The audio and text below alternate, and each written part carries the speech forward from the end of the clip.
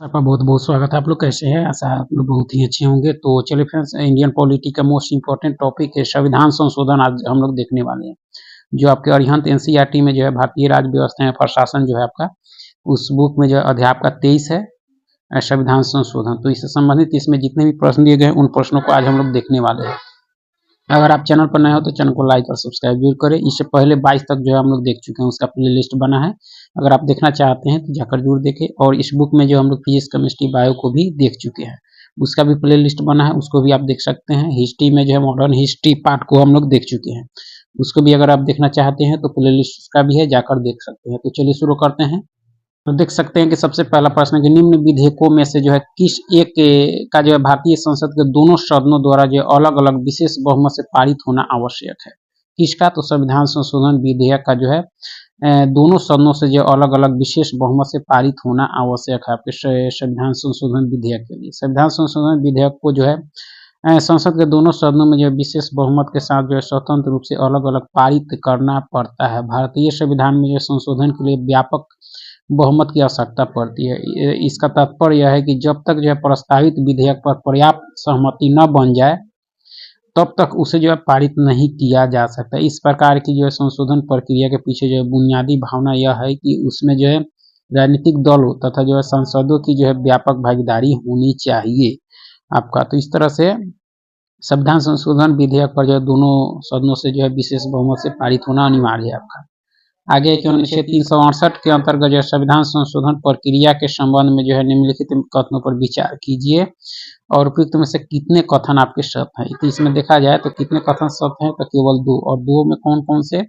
तो पहला कथन कहता है कि विधायिका में जो है किसी विधेयक को पारित करने के लिए जो सदन में उपस्थित सदस्यों के साधारण बहुमत की आवश्यकता होती है। यह कथन गलत है, ठीक है। दूसरा कहता है, यानी सही देखना है, संशोधन विधेयक के पक्ष में जो है मतदान करने वाले सदस्यों की संख्या सदन के कुल सदस्यों की संख्या से जो है कम से कम आधी होनी चाहिए। कथन सही है 368 के अंतर्गत संविधान संशोधन प्रक्रिया के संबंध में। तीसरा कहता है कि संशोधन विधेयक का समर्थन करने वाले सदस्यों की संख्या मतदान में जो है भाग लेने वाले सभी सदस्यों की जो है 2/3 होनी चाहिए। दोनों पहला और दूसरा कथन सही है, पहला कथन आपका सही नहीं है, ठीक है। देख सकते हैं कि जो है आपका पहला कथन सही नहीं है, क्योंकि जो है साधारण बहुमत से पारित विधेयक जो संविधान के अनुच्छेद 368 के अंतर्गत नहीं आते। जैसे संविधान के अनुच्छेद 2 और 3 जो है के तहत पारित संशोधन विधेयक आपका, ठीक है। तो इस तरह से देख सकते हैं कि इसमें पहला गलत है और दूसरा और तीसरा कथन सही है अनुच्छेद 368 के अंतर्गत संविधान संशोधन प्रक्रिया के संबंध में आपका, ठीक है। चलिए आगे की निम्नलिखित प्रक्रियाओं में से कौन सी प्रक्रिया जो है कौन सी जो है संविधान संशोधन में अपनाई जाती है? कौन सी अपनाई जाती है? तो संसद में समान बहुमत के आधार पर, संसद के दोनों सदनों में जो अलग अलग विशेष बहुमत के आधार पर, विशेष बहुमत पर प्लस कुल जो है राज्यों की आधी विधायिकाओं की संतुष्टि के आधार पर, यानी उपयुक्त सभी होगा आपका। संविधान संशोधन में अपनाई जाती है ये सारी प्रक्रियाएं आपकी, ठीक है। दी गई प्रक्रियाएं जो है संविधान संशोधन में अपनाई जाती है। अनुच्छेद 368 में जो संविधान संशोधन की प्रक्रिया का वर्णन किया गया है, जिसमें जो है संसद के दोनों सदनों में अलग अलग विशेष बहुमत के आधार पर तथा जो है विशेष बहुमत तथा कुल राज्यों की आधी विधायिकाओं के जो है फलस्वरूप संशोधन की प्रक्रिया का वर्णन है आपका, ठीक है। 2 और 3 सही है, जिनमें संसद जो है समान कानून के द्वारा भी संशोधन कर सकती है आपका, ठीक है। आगे के निम्नलिखित कथनों पर विचार कीजिए और उपयुक्त में से कितने कथन आपके सही नहीं है। कितने कथन आपके सही नहीं है? तो पहला कथन कहता है कि संविधान संशोधन की प्रक्रिया संसद जो है इससे प्रारंभ होती है। सही है आपका? सही नहीं है, उसको देखना है। संसद या कुछ मामलों में जो है राज्य विधान पालिकाओं में जो संशोधन पारित होने के पश्चात इस संशोधन की पुष्टि हेतु जनमत संग्रह की आवश्यकता होती है। यह कथन बिल्कुल गलत है आपका, ठीक है। अन्य सभी विधेयकों की तरह जो है संशोधन विधेयक को भी जो है राष्ट्रपति के अनुमोदन के लिए भेजा जाता है तथा राष्ट्रपति इस पर जो है पुनर्विचार करता है। ये भी कथन सही नहीं है। दूसरा और तीसरा कथन आपका सही नहीं है। संसद या कुछ मामलों में जो है राज्य विधान पालिकाओं में जो है संशोधन पारित होने के पश्चात इसकी पुष्टि करने हेतु जो है किसी प्रकार की जो है जनमत संग्रह की आवश्यकता नहीं होती है आपका, ठीक है। जबकि इसमें कह रहा था आपकी जनमत संग्रह की आवश्यकता होती है, इसलिए दूसरा कथन क्या है? सही यहाँ नहीं है आपका, ठीक है। अन्य सभी विधेयकों की तरह जो है संशोधन विधेयक को भी जो है राष्ट्रपति के पास अनुमोदन हेतु भेजा जाता है, परंतु राष्ट्रपति को इस विधेयक पर जो है पुनर्विचार का कोई अधिकार प्राप्त नहीं है आपका, ठीक है। जबकि इसमें कह रहा है कि पुनर्विचार का अधिकार पुनर्विचार करता है, इसलिए तीसरा कथन भी आपका इसमें सही नहीं है आपका, ठीक है। संविधान में संशोधन हेतु अपनाई जाने वाली जो है विधि विशेष बहुमत की प्रक्रिया पर विचार कीजिए और उपयुक्त में से कौन से कथन आपके सही नहीं है, कौन से कथन आपके सही नहीं है। तो पहला कहता है कि संशोधन विधेयक के पक्ष में जो है मतदान करने वाले सदस्यों की संख्या सदन के कुल सदस्यों की संख्या के जो है 1/3 होनी चाहिए। यह कथन सही नहीं है आपका, पहला कथन सही नहीं है, देख सकते हैं। क्योंकि जो है संविधान में संशोधन करने के लिए जो है 2 प्रकार के विशेष बहुमत की आवश्यकता होती है आपका, जो निम्नतम है निम्नवत है। संशोधन विधेयक के पक्ष में मतदान करने वाले सदस्यों की संख्या सदन के जो है कुल सदस्यों की संख्या की जो है कम से कम आधी होनी चाहिए, ठीक है।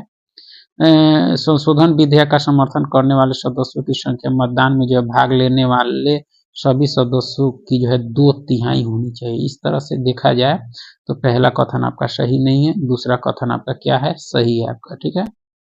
आगे के निम्न में से उन संशोधनों की पहचान कीजिए जिनके लिए जो है राज्यों से परामर्श करना तथा उनकी जो है सहमति प्राप्त करना आवश्यक है। तो ये आपके केंद्र एवं राज्य सरकार के बीच शक्तियों के वितरण से संबंधित, जनप्रतिनिधित्व से संबंधित, ये दोनों जो है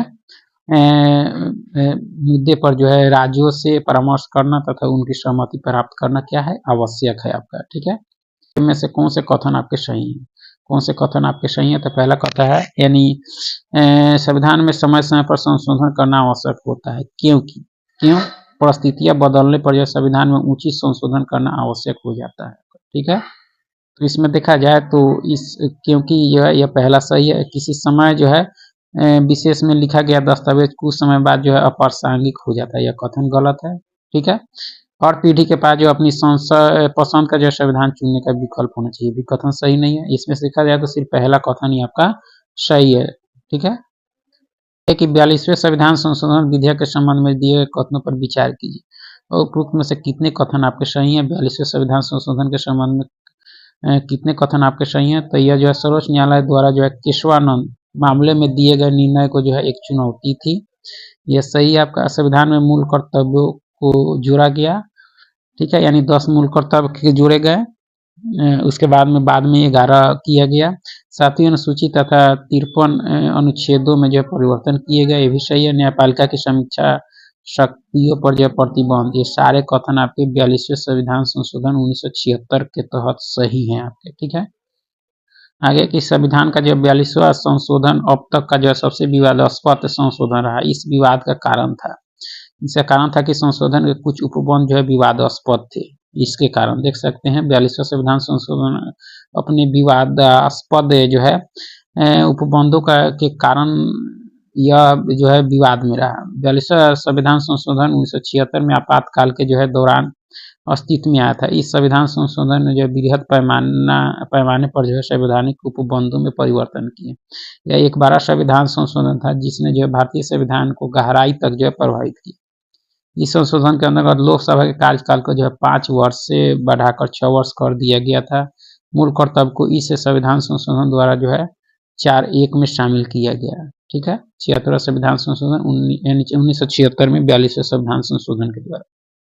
आगे के निम्न संविधान संशोधनों में से किस एक के द्वारा जो है पहली बार संविधान में जो है दल बदल विरोधी प्रावधान किया गया। तो 52वां संविधान संशोधन यानी जो 1985 में हुआ था आपका, ठीक है। निम्नलिखित कथनों पर विचार कीजिए और कौन से कथन आपके सही है। तो किसी संविधान संशोधन विधेयक को प्रस्तुत करने से पूर्व जो है भारत के राष्ट्रपति की पूर्व सिफारिश की अपेक्षा की जाती है, कथन सही नहीं है।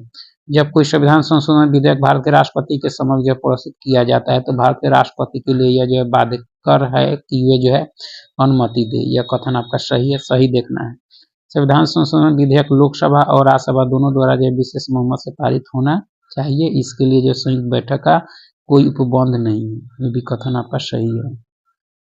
देख सकते हैं दिए कथनों में से जो कथन 2 और 3 सही है। जब कोई संविधान जो है संशोधन विधेयक राष्ट्रपति के समक्ष प्रस्तुत किया जाता है तो भारत के राष्ट्रपति के लिए बाध्यकर है कि वे जो अपनी अनुमति दे। 24वें जो है संविधान संशोधन अधिनियम 1971 द्वारा जो संविधान संशोधन विधेयकों पर जो है राष्ट्रपति को स्वीकृति देना बाध्यकर बना दिया गया है आपका। ठीक है, संविधान संशोधन विधेयक का जो लोकसभा और राज्यसभा दोनों सदनों द्वारा जो अलग अलग विशेष बहुमत से पारित होना अनिवार्य है। इस विधेयक के संबंध में दोनों सदनों में मतभेद होने की स्थिति में जो संयुक्त बैठक अधिवेशन का जो है कोई प्रावधान नहीं है आपका। ठीक है, आगे के निम्नलिखित युगों में से कौन से जो है सही सुमेलित हैं आपके, तो सही सुमेलित हैं कि उच्चतम न्यायालय के जो है न्यायाधीशों की सेवानिवृत्ति की आयु सीमा को जो है 60 से 62 वर्ष करना।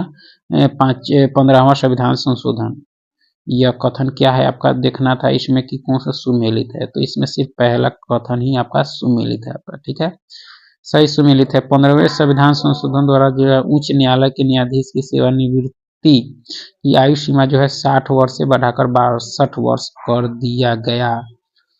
ठीक है, यानी 15वां संविधान संशोधन के द्वारा उच्च न्यायालय के न्यायाधीश को यह युग्म सही सुमेलित है। बाकी कोई युग्म सही सुमेलित आपका नहीं है। कि सर्वोच्च न्यायालय के न्यायाधीशों का वेतन बढ़ाने संबंधी 45वां संविधान संशोधन ये भी सही सुमेलित नहीं है। मंत्रिपरिषद की सलाह राष्ट्रपति हेतु बाध्यकारी 44वां संविधान संशोधन, ये भी कथन सही नहीं है। देख सकते हैं सर्वोच्च न्यायालय के न्यायाधीशों का वेतन बढ़ाने संबंधी संशोधन 54वें संविधान संशोधन के अंतर्गत किया गया, 54, जबकि इसमें कह रहा है 45वां, तो ये भी कथन सही नहीं, यानी युग्म सही नहीं है। मंत्रिपरिषद की सलाह राष्ट्रपति हेतु बाध्यकारी 44वां नहीं, आपका 71वां होगा। यानी देख सकते हैं कि इस संबंध में 42वें संविधान संशोधन अनुच्छेद 74 को जो भारतीय संविधान में शामिल किया गया आपका जो है शामिल किया गया, जिसके अंतर्गत मंत्रिपरिषद की जो है सलाह को राष्ट्रपति के लिए जो बाध्यकारी बनाया गया आपका। ठीक है, तो इस तरह से देख सकते हैं सिर्फ पहला युग्म ही सही सुमेलित है, बाकी कोई युग्म सही सुमेलित आपका नहीं है।